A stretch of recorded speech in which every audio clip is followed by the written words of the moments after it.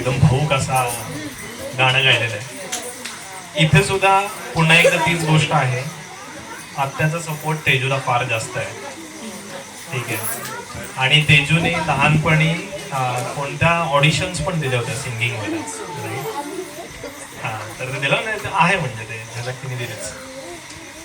पण याच्यामध्ये आता दमलेल्या बाबाची जी काही कहाणी सांगितली गेली इथे, सगळ्यात महत्त्वाचं की अंकल आणि आंटी हे तर आहेतच, पण सगळ्यात जास्त कष्ट घेतलं म्हणजे ते आईनी आणि पप्पांनी. ती लहानपणापासून पुण्यातच होती. ती आईच्या ज्यावेळेस आली त्यावेळेस आपण म्हणतो ना की एखादा गोळा कसा असतो आणि त्याला घडवण्याचं काम काय असतं, कारण की मी पण बघितलेलं ते लहानपणापासून. तर त्याचं सगळं श्रेय माझ्यामध्ये तर मी आईलाच देईल, दुसरं म्हणजे अजिबातच नाही इकडे तिकडे.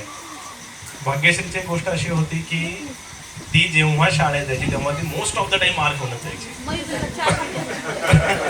प्रत्येक वेळी ती मार्क होऊन जायची. त्यामुळे तिचा तो ग्राफ आता ती चेंज झालेली. आणि तिचा आम्ही एकदा असाच मॉक इंटरव्ह्यू घेतला होता कोरोनामध्ये इथे. तिचे इंटरव्ह्यूज वगैरे चालले होते आणि जेव्हा आम्ही तिचं ते इंग्लिश वगैरे ऐकलं तेव्हा आम्ही शॉक झालो होतो की अरे बापरे हे कधी घडलं. त्या आहेत म्हणजे अजून बऱ्याचशा गोष्टी त्या जास्त रिव्हील नको करायला, ऑलरेडी लोकांच्या डोळ्यांना पाणी आलेलं आहे, जास्त स्ट्रेच नको करायला. तर तुम्ही गाण्यांमध्ये सुद्धा जर का बघाल तर गाणं जरी इमोशनली सेंटिम करून जर का घेऊन जात असेल तुम्हाला, तरी पण शेवट त्याचा कजरारीने केलेला आहे, राईट. तर तुम्ही लक्षात घ्या की खूप जास्त भाऊक पण होणं गरजेचं नाही. ठीक आहे, एका लिमिट पर्यंत इज ओके.